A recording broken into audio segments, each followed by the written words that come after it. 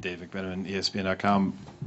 What's the week since the Eastern Conference Finals been like for you? And since we talked to you on Monday, how's your body feeling?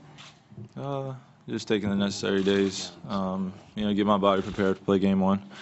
Doing, being with our medical staff and, like I said, just trying to do whatever I can to be prepared for game one. Mark? Kyrie, there's so many tremendous individual stars in this series. If you had to pick one player, though, who was the most unguardable player in this series? And why? And why? Three. I mean, like you said, I don't think you can necessarily pinpoint one player because, there's spectacular players out there that can make spectacular plays at any given moment within a game.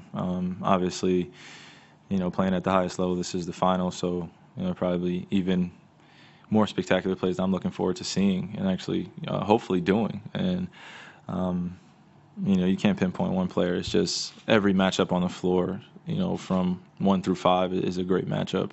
Offensively and defensively, you just got to be prepared. Henry, Comcast Sportsnet Bay Area. I asked Steph Curry the same question. I'm doing a story on the art of dribbling, and you two are considered the top 2 ball handlers in the league. Do you agree with that? And what does it take to be a great ball handler?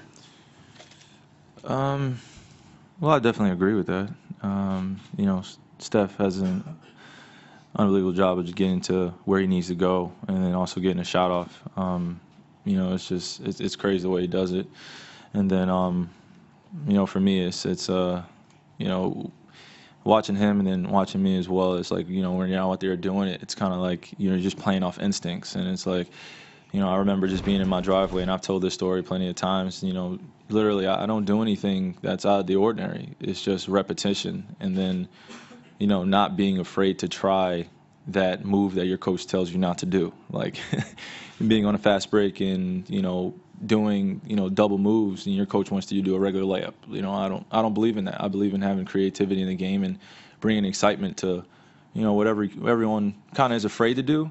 I'm willing to do it. And I think, Steph has that same mindset, that fearless, whatever at the given moment instincts, and it's just like it'll be a crazy play for someone else, but for us, it's just the game. So it's just a true art form that I'm truly appreciative of. That we get recognition for it.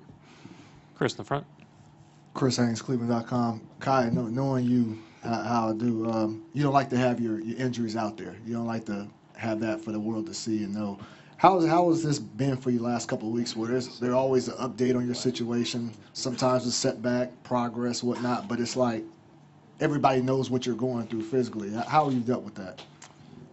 It's definitely been an adjustment for me because it's just, I don't necessarily watch that much TV anymore or like sports anymore. So, I'm just asked all the time, whether it be the regular person walking around in Cleveland or, someone here in San Francisco. I'm walking down the street and they're asking me, how's my knee doing? I'm just like, I'm fine. Thank you. But my knee is okay. And it's like, are you playing? Are you playing game one? I'm like, yeah, I'll be playing. And it's an adjustment, but, it is what it is at this point. I'm just going to go out there and will myself to play. Jeff, right here. Kyrie, Jeff Ferrata with the Bay Area News Group. Can you talk about what LeBron's done with a couple of you guys banged up during the playoffs and sort of how he handles the pressure that's on him to deliver what your fans want after all these years? Just like he normally does. If everyone is not at full strength, he knows that he has to raise his level. And I think it's just a mindset that he goes into. It's a mode that he goes into, and it's just unstoppable. And it's just, when you combine being that smart of a basketball player as well as having gifted with so many, physical attributes from God, it's just like, you combine those two, it's like hard to stop a guy like that. So, when he takes it to another level and he's, driving and hitting a mid-range jump shot, it's hard to stop him. Over here on the right side. Kyrie, Ron Krychek from the San Francisco Chronicle. You said you're going to will yourself to play. How challenging is that for a player like you at your position who relies so much on quickness? How much can you will yourself through an injury like this? Well, it's definitely tough because obviously, mentally and physically you want to be in line. And it's just like some of the things I'm thinking about doing mentally. your body just kind of stops and just, you catch yourself a little bit sometimes, and, you got to get off the ball. But for me, it's just about finding my spots and seeing where I could be more effective out there for my teammates. Dave? Dave McMenamin, ESPN.com.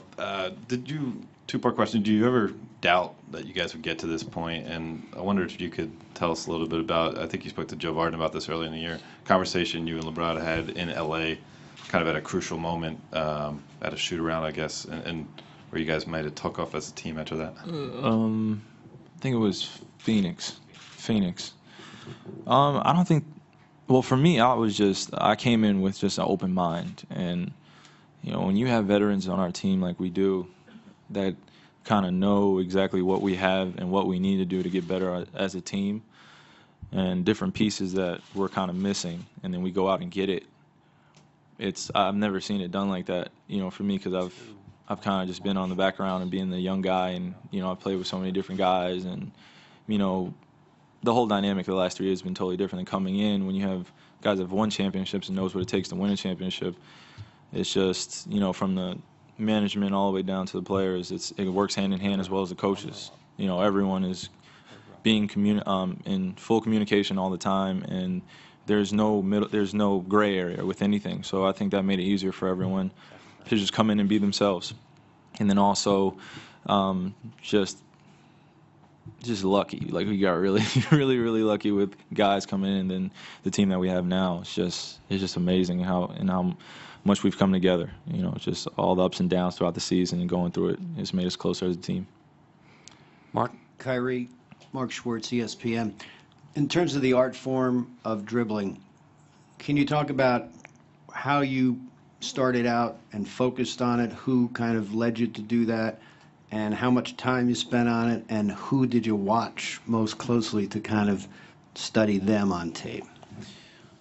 Well, definitely watched my uncle Rod Strickland a lot, because he necessarily didn't finish over the rim. It was more or less under the rim and finishing over bigs and having that spin on the basketball. It was uncommon. It just, his ability to switch and stay in the air, and then of course Allen Iverson and Kobe Bryant, watching his footwork, because without footwork, then the handle is, your handle is, and also Jason Williams, aka White Chocolate. It's just, guys like that I've watched, and just moves that they make on great defenders I've tried to emulate, and then I would watch it on YouTube, and then I'd go out on my driveway and try it. Then I watch some more YouTube videos, and I go back out and try it. And it would be an all-night thing. And I'm still an avid YouTube watcher, just watching even young guys that are coming up, and then past guys, and then guys that I'm playing against now. So it's just always being just trying to learn more. Just because, obviously I'm not an over-the-rim finisher. So, my ability to get from point A to point B with doing combinations of moves is what I'm effective at. So I just had to try to perfect that.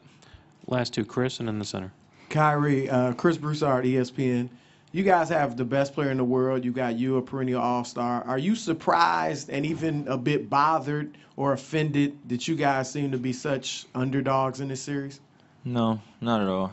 I mean, for me, it's just about two teams that have worked extremely hard all year, and this is what it's all about. We're both competing for a championship. People are gonna kind of put their own opinion on who's the underdog or what team is better or anything like that. For us, it's just about being prepared as much as we can going into game one, and getting the job done. Last one in the center. Kyrie right here. Tariq Mujahid, Afghanistan basketball. There was a game during the year where you asked Miller, I think it was against the Bulls, where you asked Miller, is this what the playoffs are like? Now, reflecting on that game, can you describe your playoff run up till now? Yeah, that was the second game of the season. It was, yeah, and look where we are now. And it's just,